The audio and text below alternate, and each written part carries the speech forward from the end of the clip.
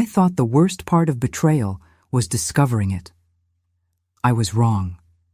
The worst part was realizing I'd been defending my betrayer for years.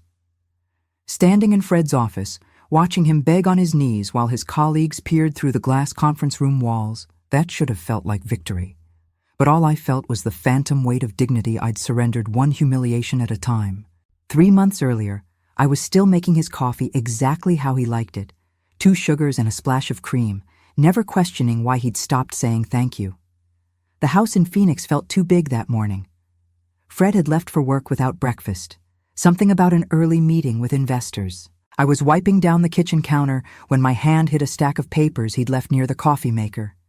Just routine stuff, I thought. Bills, maybe his presentation notes. But then I saw my name, my signature, on a loan document I'd never seen before. The letters swam in front of my eyes as I tried to make sense of it. Second mortgage, our house, $75,000. My signature sat there at the bottom, confident and clear, except I'd never picked up a pen to write it. My hands started shaking so badly I had to set the papers down. The granite countertop felt cold under my palms. I stood there for what felt like hours, but was probably only minutes, staring at that signature. I knew my own handwriting. I'd signed thousands of documents in my years as a paralegal, knew the distinctive way I looped my lowercase a, the sharp angle of my capital E. This signature looked perfect, too perfect. It had all the right elements, but something about it felt mechanical, practiced, like someone had traced it rather than written it naturally. My coffee had gone cold on the counter. The morning light streaming through the kitchen window suddenly felt too bright, too harsh, exposing something I'd been living in darkness about for who knows how long. I pulled out my phone and took pictures of every page. My paralegal training kicked in even as my personal world was crumbling. Document everything. Preserve the evidence. I noticed the notary stamp at the bottom, dated 2 months ago on a Tuesday. I pulled up my calendar. That Tuesday, I'd been at work all day, had a late meeting with a client that ran until 7. There was no way I could have been at a notary's office signing mortgage documents. The realization settled over me like ice water.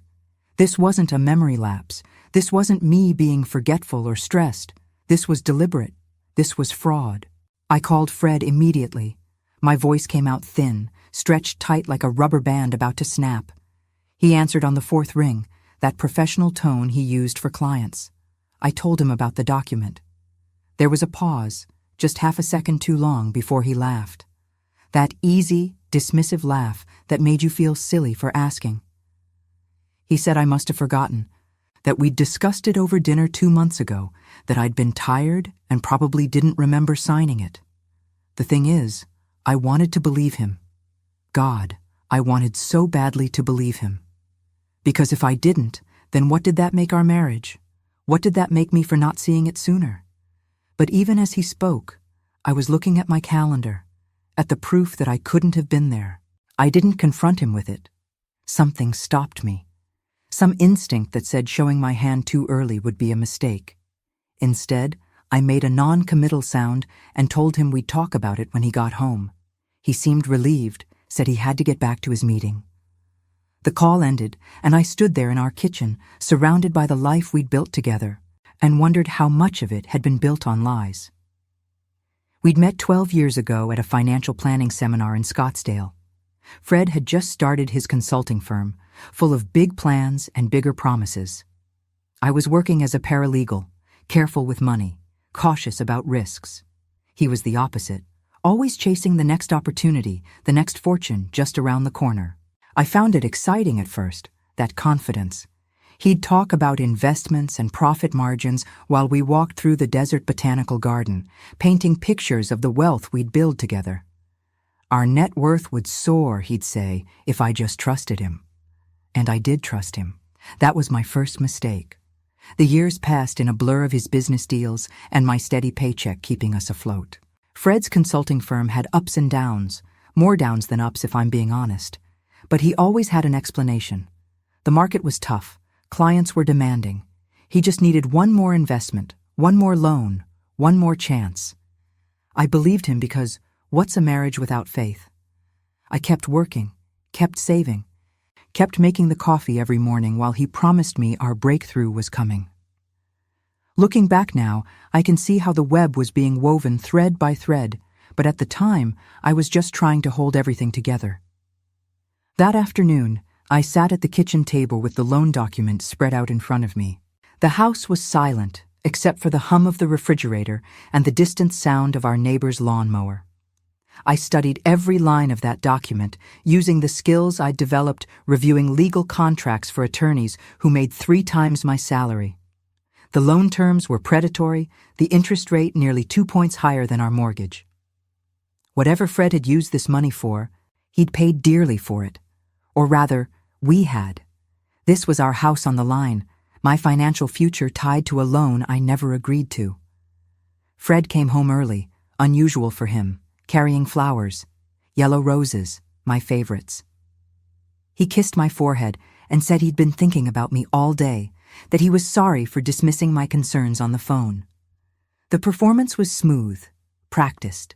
He set the flowers on the counter and pulled me into a hug that felt like an attempt to disarm me. I let him hold me while my mind raced, cataloging this moment, this manipulation.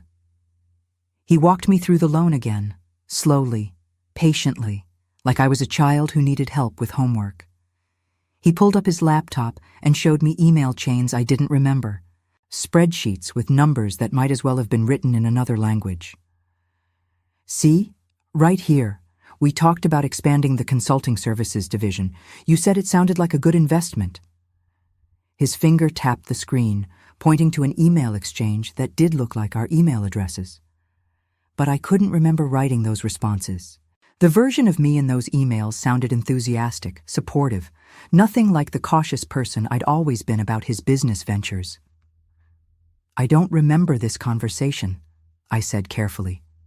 Fred sighed, that long-suffering sound that suggested I was being difficult. Honey, you've been so stressed with work lately. You're putting in 12-hour days. It's not surprising you don't remember everything. That's why I handle the finances, so you don't have to worry about this stuff. His voice was so steady, so reasonable. By the time he finished explaining, I felt like the crazy one. Maybe I had signed it and forgotten. Maybe I was just stressed and not remembering things clearly.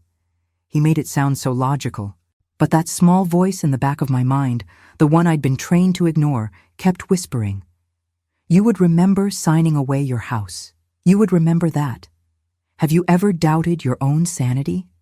I mean, really doubted it, to the point where you're not sure if your memories are real or if your mind is playing tricks on you.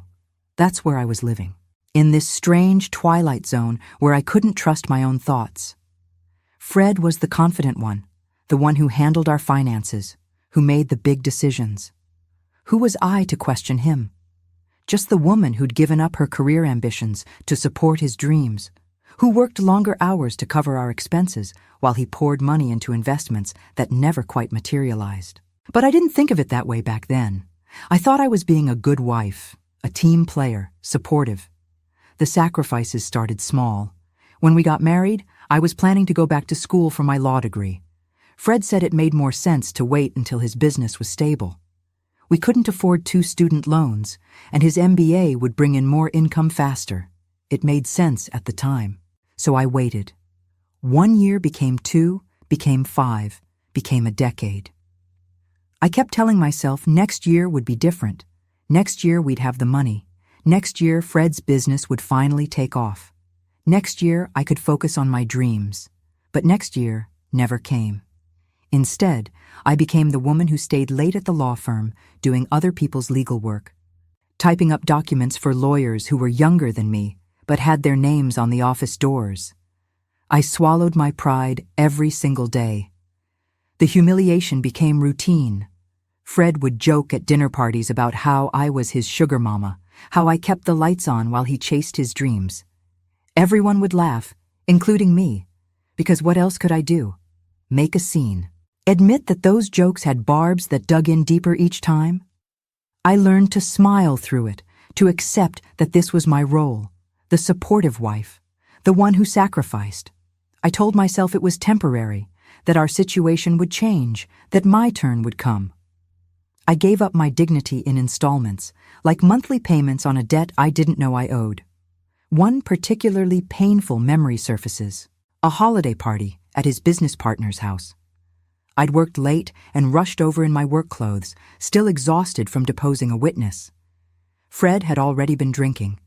When someone asked him how business was going, he launched into this story about how lucky he was to have a wife who believed in him enough to be the breadwinner while he built his empire. "She's basically funding my startup," he'd said, laughing. "Best investment she'll ever make." Everyone raised their glasses to that. I stood there with my forced smile, holding cheap wine while they toasted my financial servitude like it was romantic. Nobody asked what I was getting out of the arrangement.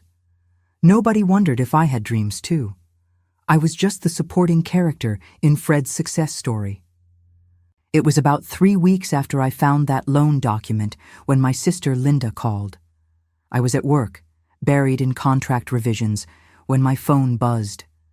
Linda's voice was shaking, thick with tears. She needed surgery, something with her gallbladder that had been causing problems for months, but had suddenly gotten critical. The pain had gotten so bad she could barely function, couldn't sleep, could barely eat without agony.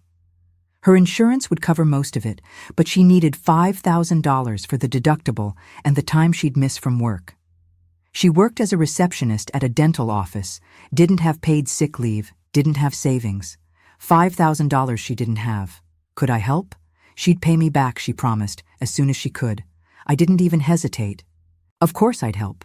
She's my sister. Family helps family. That's what you do. Linda had always been the strong one growing up. When our parents divorced, she was the one who held everything together, made sure I got to school on time, helped me with homework while working her first job at 16. She'd sacrificed her own college plans to help support our mom. Now she was in pain, genuinely suffering, and for the first time in her life, she was asking me for help. There was no universe in which I would say no to her. I told Fred that night over dinner. We were having takeout Chinese, which had become our norm since I was working such long hours. The apartment smelled like sesame chicken and fried rice.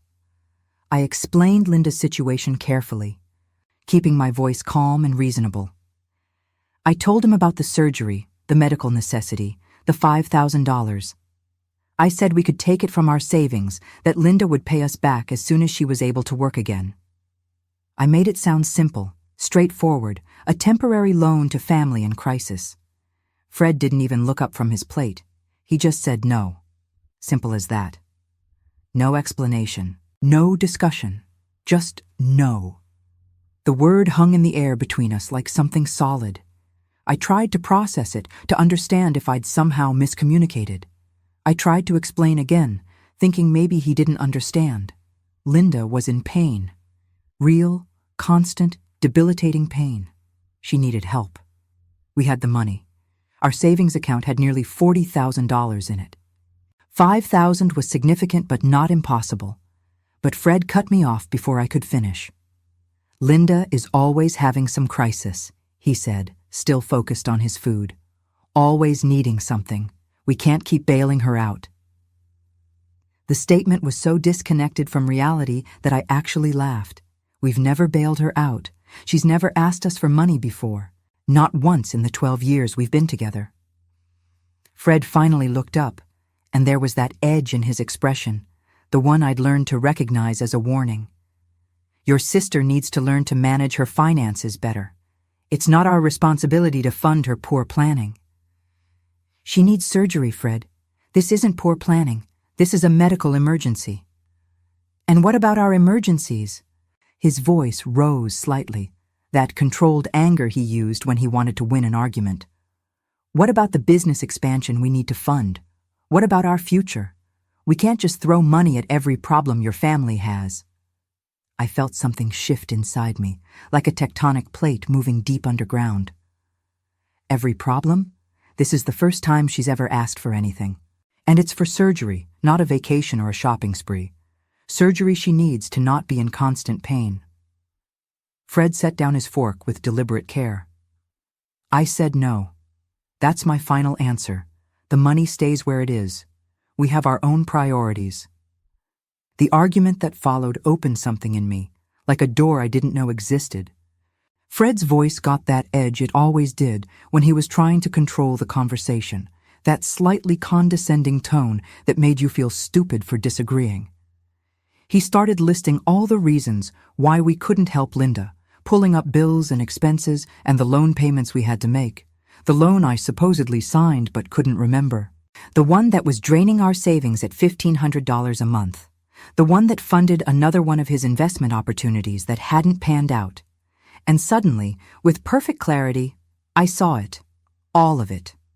The loan document with my forged signature, the years of dismissed concerns, the way he always had an explanation that made me question myself, the systematic isolation from my friends and family, the control over our finances, the jokes that diminished me in public, the dreams deferred until they died.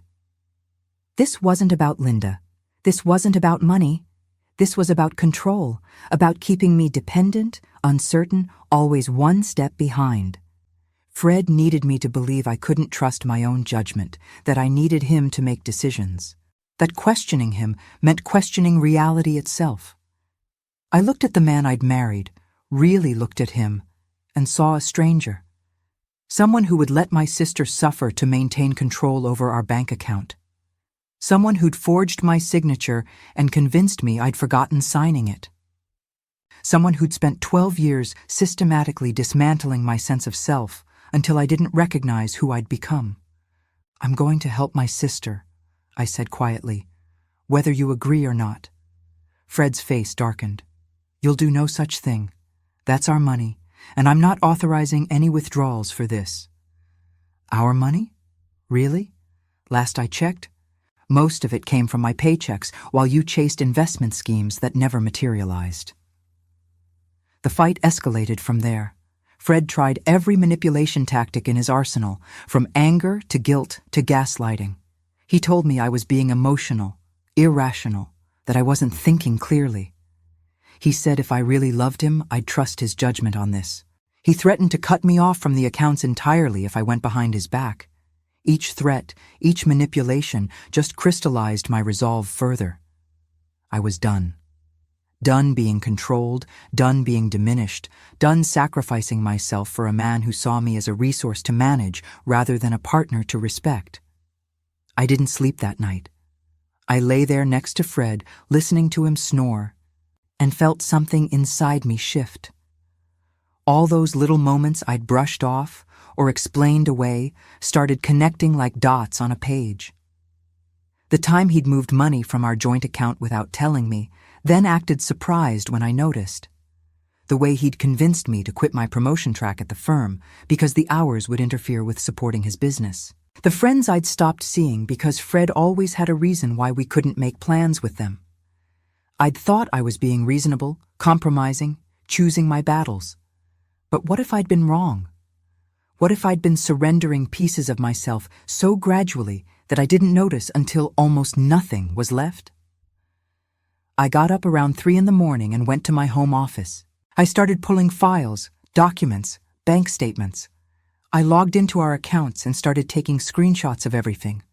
Transactions I didn't recognize, transfers to Fred's business account that I'd never authorized. The pattern was there once I started looking for it. Money flowing out of our joint accounts into his business, into investments, into loans I'd never agreed to. All of it with my name attached, my liability assumed, my financial future leveraged for his ambitions.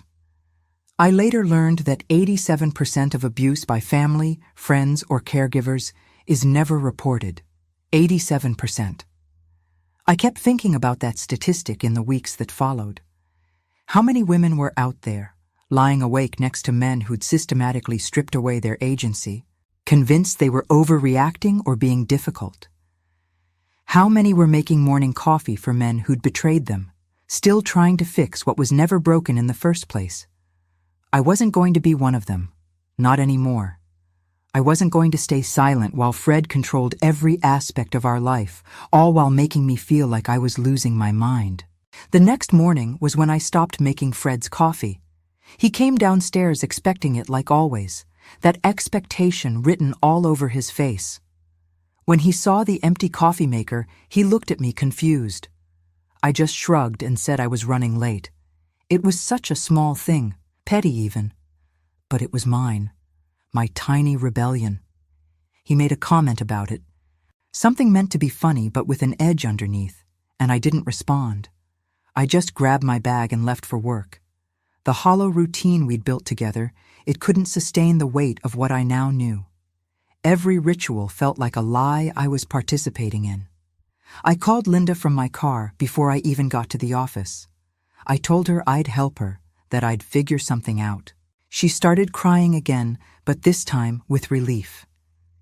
I didn't tell her about Fred's refusal. What was the point? She had enough to worry about. But making that promise to her, it gave me something. Purpose, maybe, or just a line in the sand. This was something I could control. This was something I could do right. Later, I'd wonder if that phone call was the beginning of everything else. The moment I started taking back pieces of myself. Linda became my lifeline over those next few weeks. I started calling her more, actually talking to her instead of the surface-level check-ins Fred had reduced our relationship to. She'd ask me how I was really doing, and I found myself telling her the truth. About the loan document, about Fred's refusal to help her, about the years of feeling like I was constantly questioning my own reality. Linda didn't judge me or tell me what to do. She just listened. And in her listening, I found space to hear myself think. "You know what I remember?" Linda said during one of our long phone calls. "I remember you before Fred. You were this fierce, confident woman who knew exactly what she wanted. You were going to be a lawyer, change the world, take no prisoners. I've watched you disappear over the years, piece by piece, and I didn't know how to tell you. I tried a few times, but you'd defend him so completely that I backed off. I didn't want to lose you entirely." Her words hit me like a physical blow. I'd been disappearing. That's exactly what it felt like I'd been slowly erased. My edges blurred, until I was barely a shadow of who I'd intended to be. She was dealing with her own pain, waiting for her surgery date, working through the discomfort, and still she made time for me. Her strength reminded me that I used to be strong too, before I'd learned to make myself smaller to fit into Fred's vision of what our marriage should be. It was Linda who suggested I start writing things down. She said memory is unreliable when you're being gaslit. That's what this was, she insisted, and I needed to document everything. So I started a journal, not some grand diary of feelings, but a simple record of facts, dates, conversations, financial transactions. Every time Fred moved money without telling me, I wrote it down. Every time he contradicted something he'd said before, I noted it. Every time he made me feel crazy for remembering things differently than he claimed, I recorded both versions. The journal became my anchor, proof that I wasn't losing my mind. The patterns became impossible to ignore once I saw them written out on paper. I found more documents. Once I started looking, really looking, they were everywhere. Another loan in my name for Fred's business expansion. This one for $30,000. A credit card I never applied for, maxed out at its $15,000 limit. Transfers from our joint account to his personal one. Small amounts at first, 200 here, 500 there, but growing larger over time.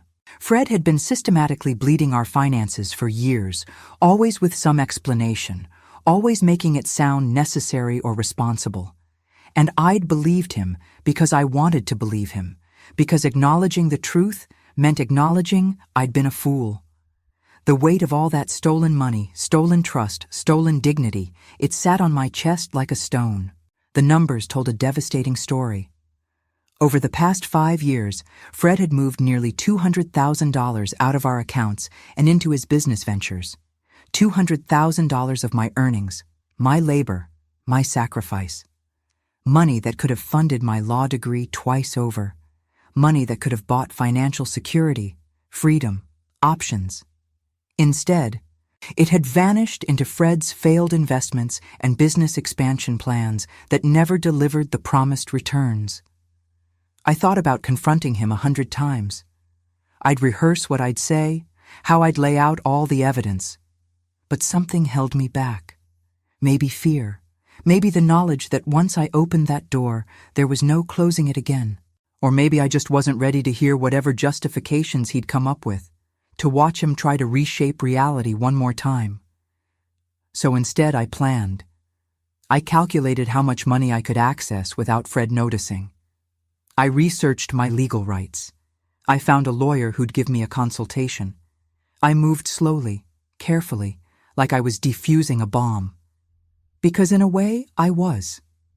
The lawyer was a woman named Rebecca Chen, someone Linda had found through a friend who'd gone through a difficult divorce.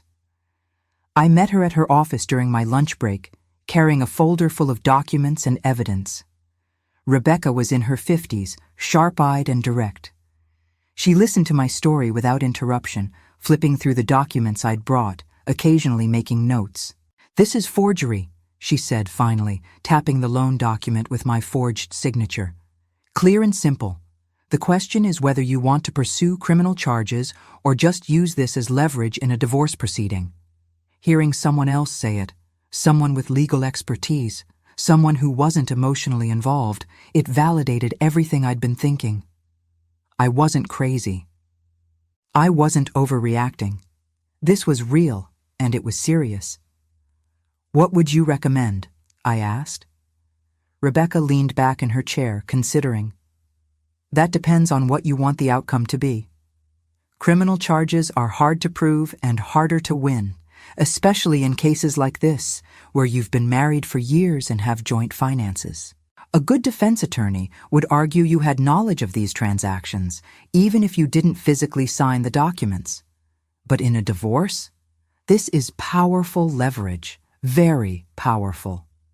We spent the next hour going through my options, mapping out strategies, discussing timelines. Rebecca was thorough, asking questions about our assets, our debts, Fred's business structure. By the time I left her office, I had a plan, not just for helping Linda, but for extracting myself from this marriage entirely.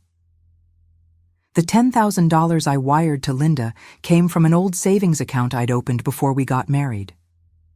Fred didn't even know it existed. It was meant to be my emergency fund, my safety net. But what's more of an emergency than your sister needing surgery while your husband refuses to help? I transferred the money in 2 installments, making them look like normal expenses. Linda tried to refuse at first when she found out I was sending double what she'd asked for. But I insisted. She needed it. She deserved it. And honestly, I needed to do this for myself as much as for her. This was money Fred couldn't touch, couldn't control, couldn't manipulate. This was mine to give. "Are you sure?" Linda asked when I told her about the transfer. "This is so much money. I only need $5,000. "You need more than that," I told her. "You need recovery time without worrying about bills. You need to heal properly. Take the money. Pay me back when you can, or don't.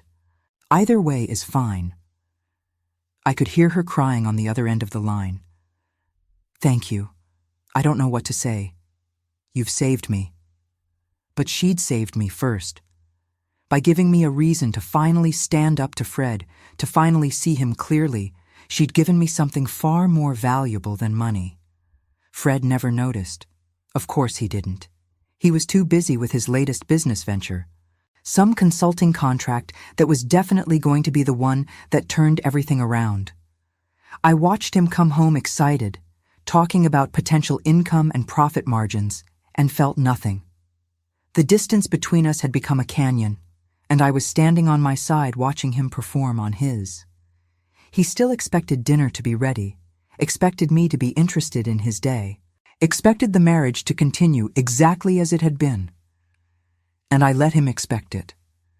Because I was documenting everything, building my case, preparing for the moment when I'd stop being silent. The frightening thing about staying in a situation like mine is knowing the statistics.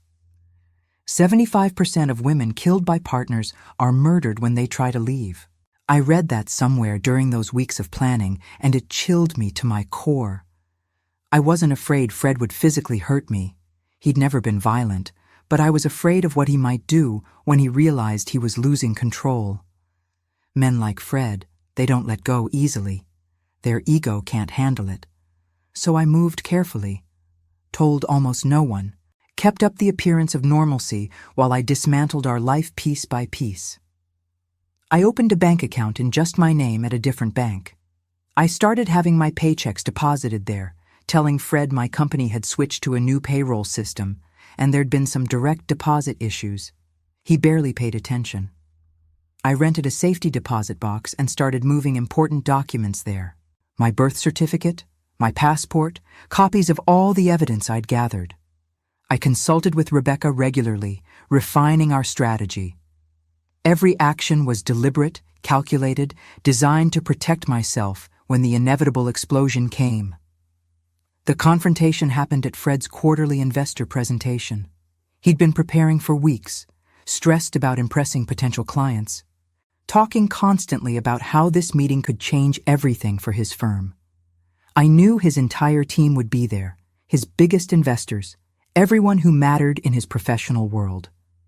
That's why I chose that moment, not out of cruelty, but out of strategy.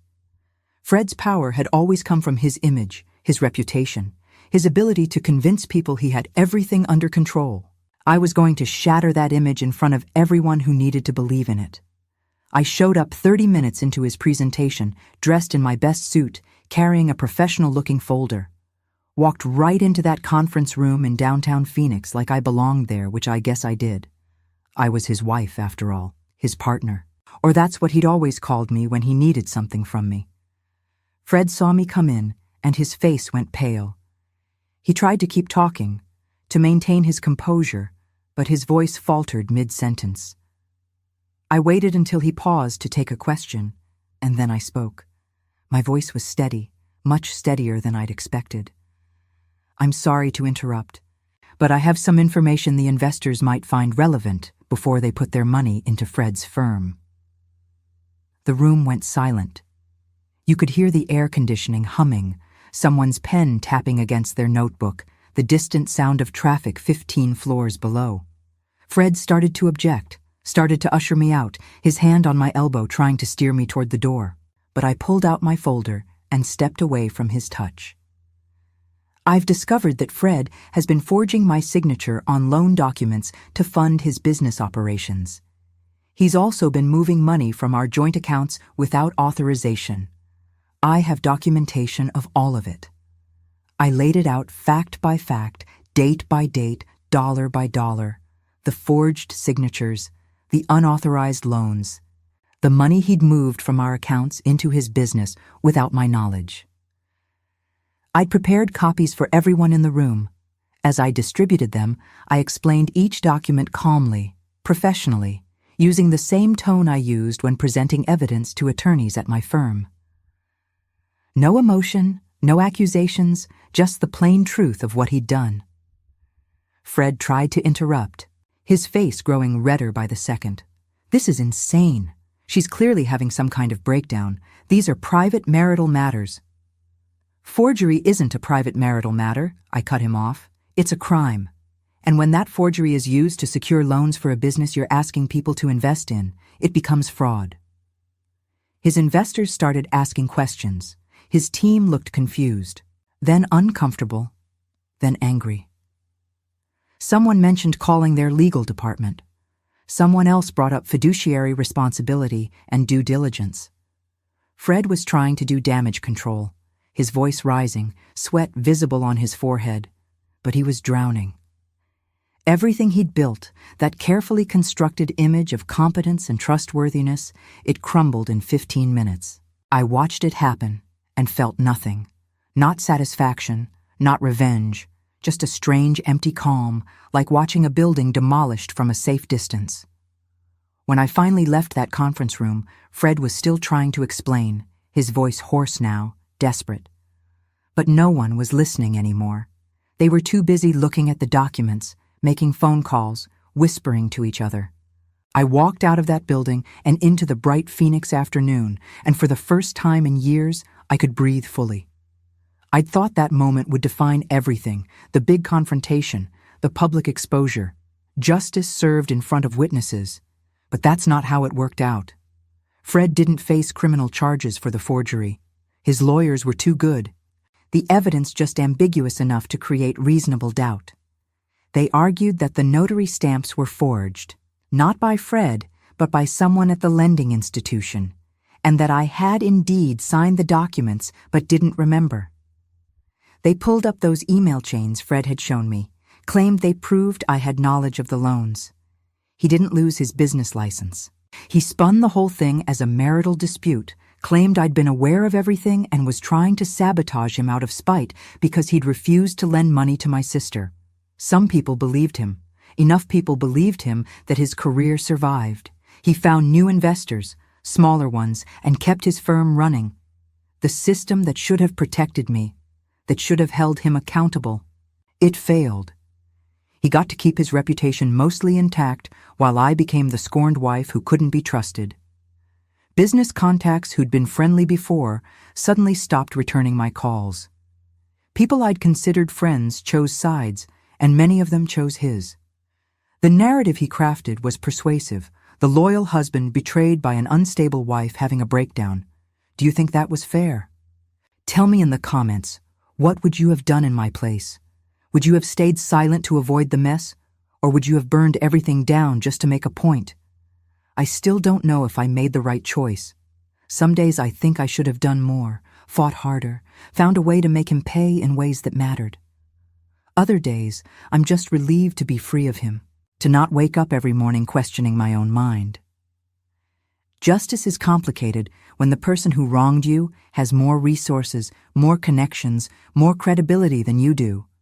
Sometimes you don't get the ending you deserve. You just get to walk away.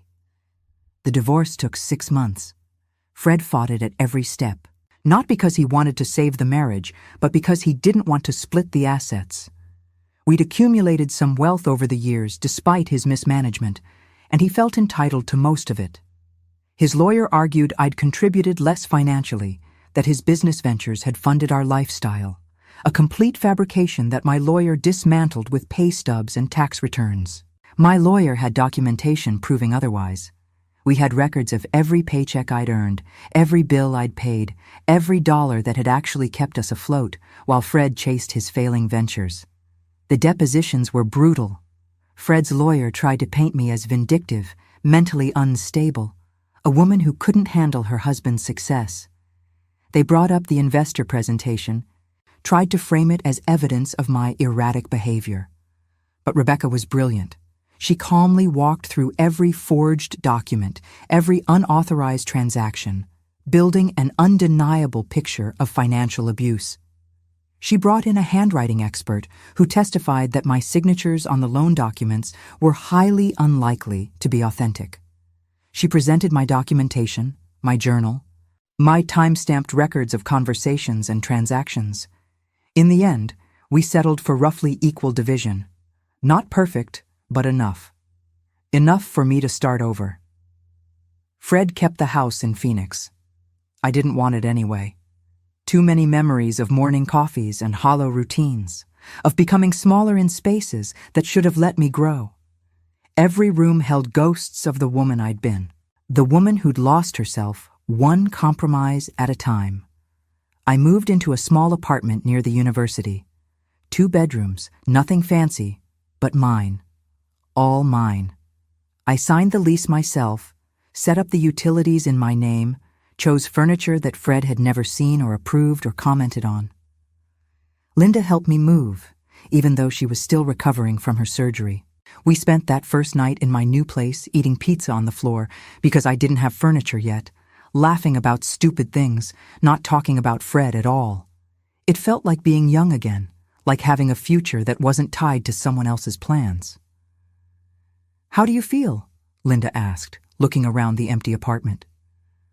I thought about it, really considered the question. "Light," I finally said. "I feel light."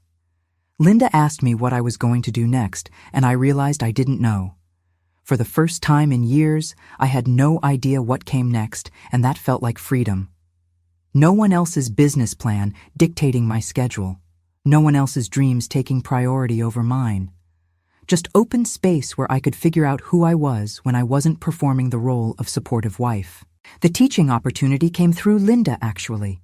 She knew someone at the community college who ran workshops for women rebuilding after divorce or domestic situations.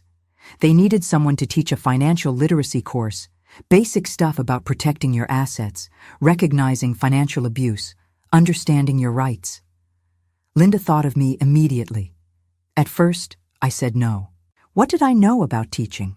What authority did I have to help other women when I'd spent years ignoring my own situation? But Linda pushed me. She said my experience was exactly what gave me authority, that maybe I could help someone spot the warning signs earlier than I did. You have skills they need, Linda insisted. You know how to read legal documents. You understand finance. You know what financial abuse looks like from the inside? That's not nothing. That's everything. I started teaching 3 months after the divorce was finalized. The first class was terrifying.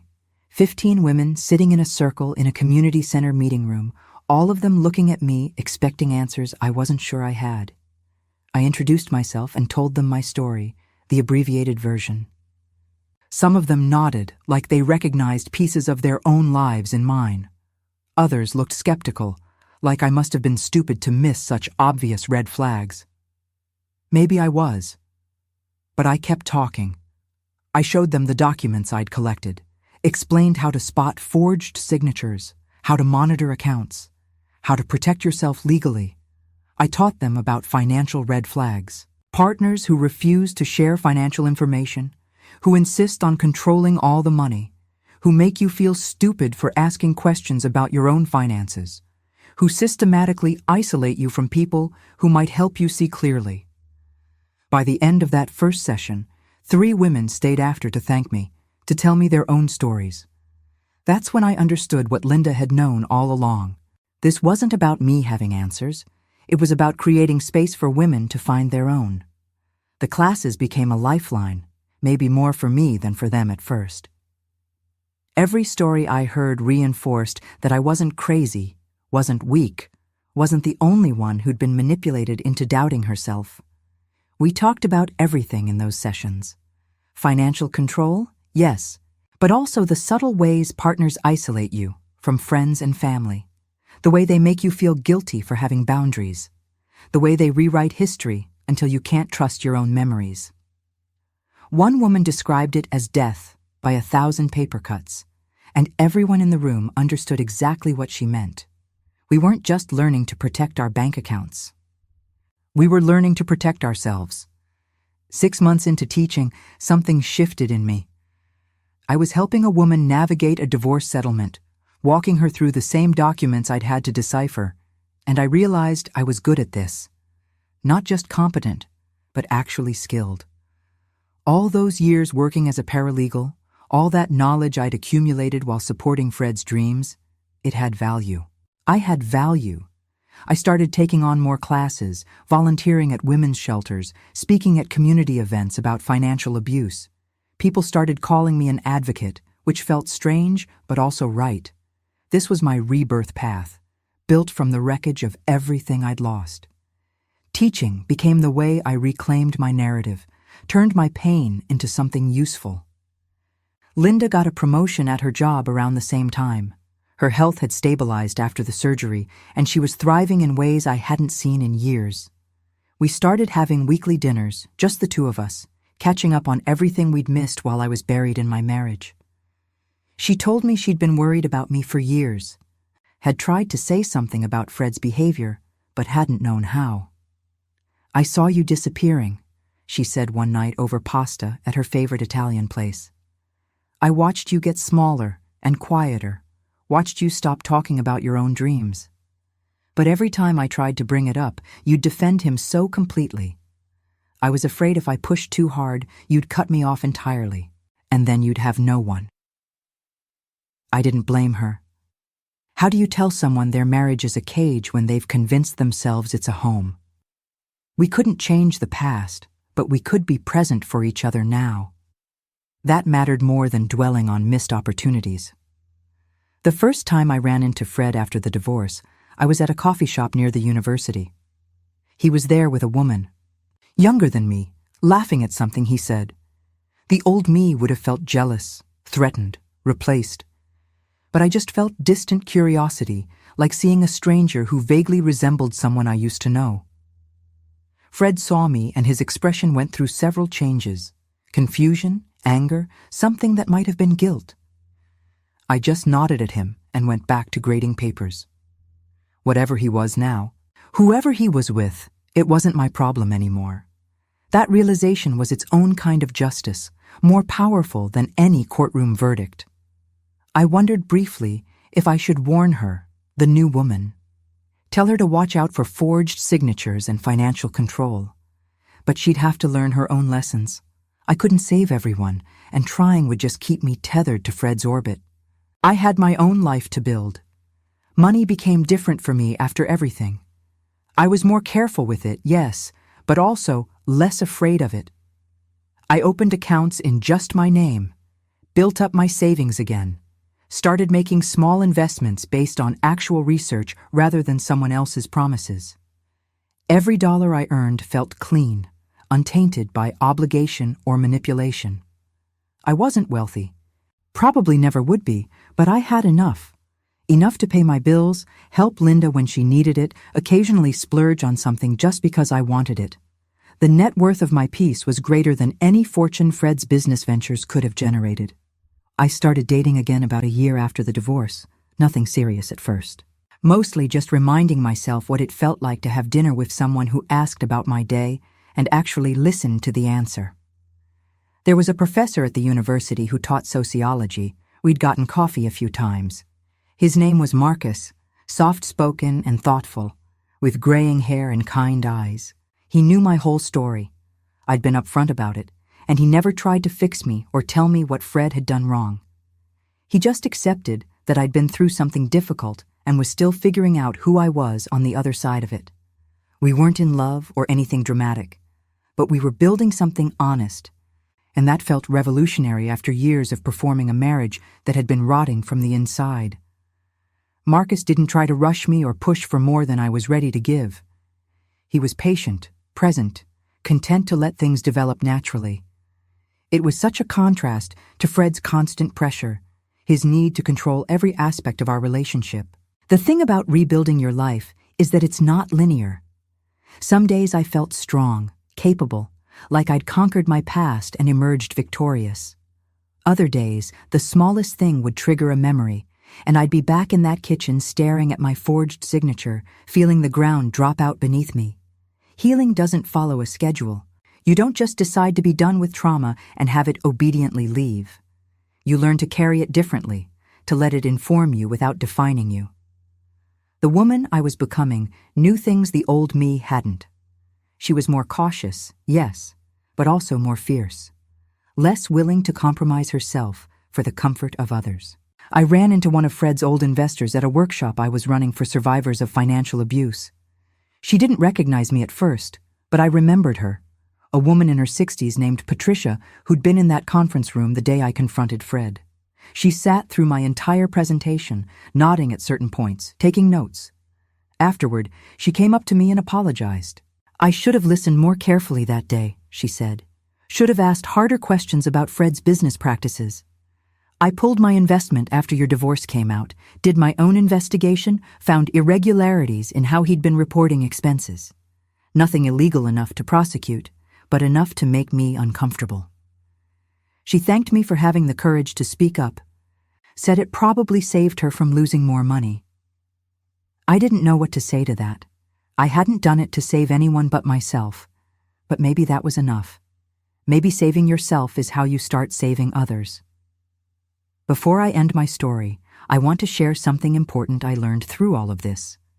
Something that might help you if you're in a situation where you feel controlled, isolated, or like you're losing your grip on reality. I'm talking about the mechanics of isolation as a tactic of abuse. This isn't just about being lonely. It's about deliberate, systematic separation from your support network.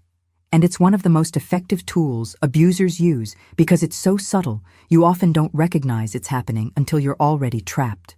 Fred didn't wake up one day and forbid me from seeing my friends and family.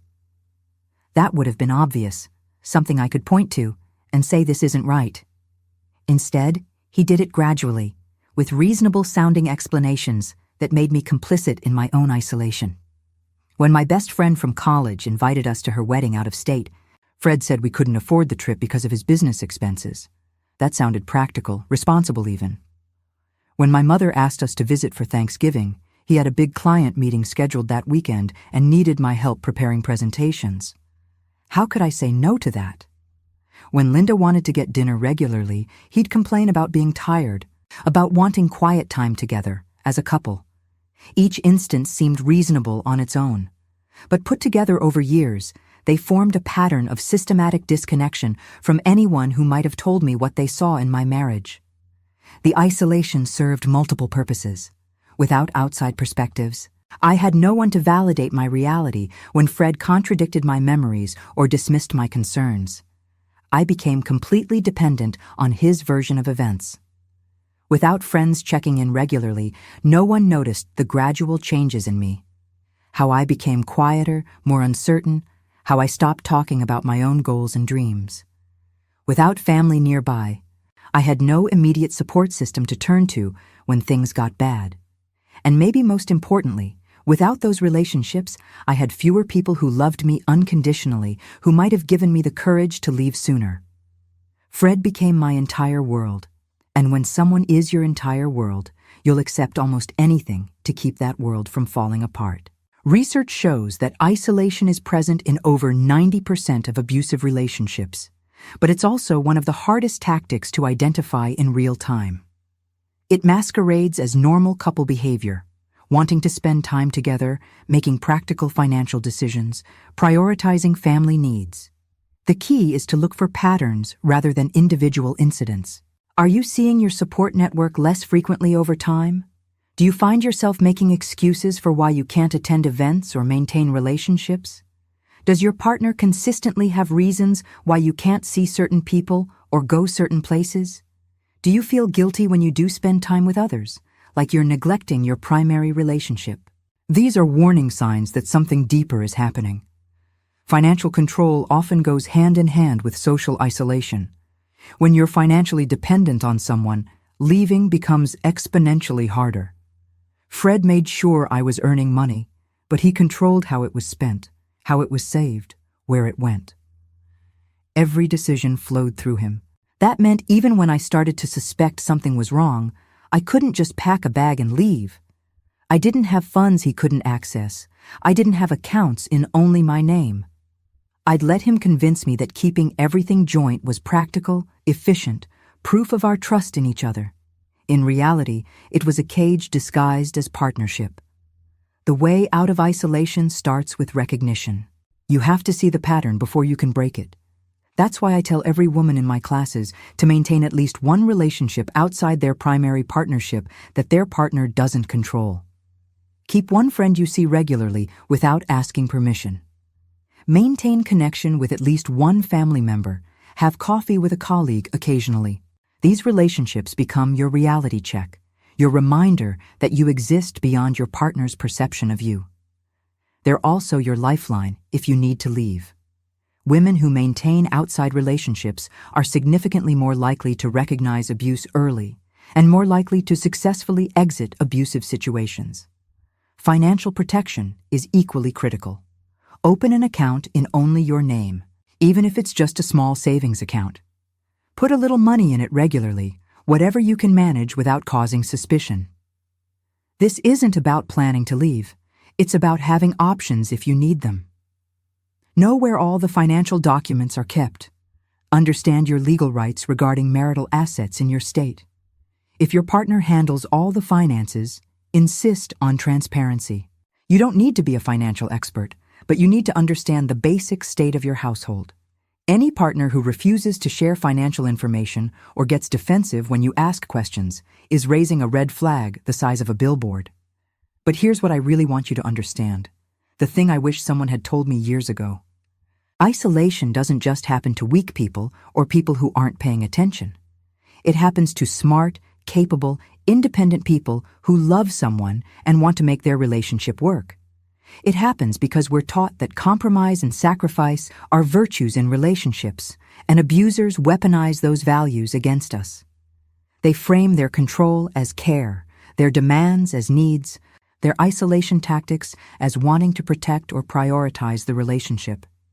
And we go along with it because we've been socialized to believe that's what love looks like. The truth is that healthy love expands your world. It encourages your outside relationships.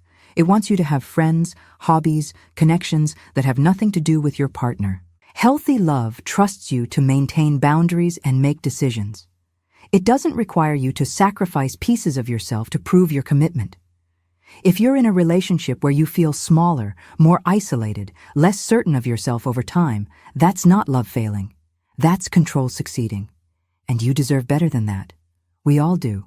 I'm teaching because I don't want other women to waste years doubting themselves like I did. I want them to recognize the warning signs earlier, to know they're not crazy when their reality doesn't match their partner's narrative, to understand that leaving is possible even when it seems impossible. The statistics on isolation in abusive relationships are grim. But they don't have to define your story. You can break the pattern. You can reclaim your connections, your autonomy, your sense of self. It's not easy. I won't lie about that. But it's possible. And there are people out there ready to help you, whether it's a friend, a family member, a support group, or a teacher like me who's been exactly where you are. Thank you for staying with me until the end of this story. I know it wasn't easy to hear. These stories never are. But they're important, necessary even. Because somewhere out there, someone is listening and recognizing pieces of their own life in mine. And maybe, just maybe, my story will give them the courage to start writing a different ending for theirs. I'd love to know where you're listening from, what city, what time of day. Drop it in the comments. And if this story resonated with you, if it made you think or feel something important, hit that like button. It tells me you want to hear more stories like this one. What would you have done in my place? Would you have confronted Fred publicly or handled it differently? Would you have helped your sister even if it meant going behind your husband's back? I want to hear your thoughts, your experiences, your perspective. The comment section is where we build community, where we remind each other we're not alone in this. So share your story, even if it's just a sentence or two. Someone else needs to hear it. If you're not already subscribed, hit that subscribe button now. I share stories like this one every week, real experiences from real people navigating difficult family dynamics, betrayals, revenge, and recovery. These aren't just dramatic tales for entertainment. They're lessons, warnings, reminders that you're not alone in whatever you're facing. And speaking of stories you might relate to, check out my video about the woman who discovered her husband's second family, or the one about the daughter who inherited everything and left her greedy siblings with nothing. Both of those stories have that same mix of heartbreak and triumph that I hope you found in mine. Until the next story, take care of your heart, protect your peace, trust your instincts, and remember that no relationship is worth losing yourself. You're stronger than you think, braver than you know, and you deserve a life where you never have to question your own reality. I'll see you in the next one.